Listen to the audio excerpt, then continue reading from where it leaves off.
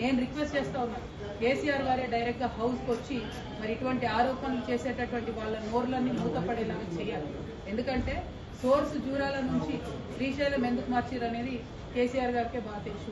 అట్లా కాకుండా ఈ బబుల్ షూటర్స్గా చెప్పుకునేటటువంటి వాళ్లకు డిప్యూటీ ఫ్లోర్ లీడర్ పదవులు ఇచ్చి మరి వారితో జవాబు చెప్పిద్దామంటే ప్రజలకైతే విషయం అర్థం కాదు, మ్యాటర్ పోదు. మరి బబుల్ షూటర్ల వల్లనే ఈ ట్రబుల్ అంతా వచ్చింది.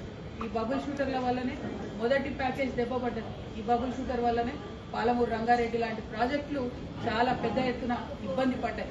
మళ్ళా వాళ్ళకే పెత్తనం ఇచ్చి వాళ్ళకే డిప్యూటీ లీడర్లు ఇచ్చి మరి అసెంబ్లీకి కేసీఆర్ గారు రాకపోతే మాత్రం బీఆర్ఎస్ పార్టీని ఆ భగవంతుడు కూడా కాపాడలేడు.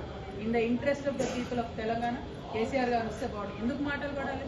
తెలంగాణ ఉద్యమంతో సంబంధం లేనటువంటి వ్యక్తులు, ఏదో అనుకోకుండా అందలం ఎక్కినటువంటి వ్యక్తులతోని కేసీఆర్ గారు మాటలు పడే అగత్యం రాకూడదని ఒక బిడ్డగా నేను చెప్తా ఉన్నాను.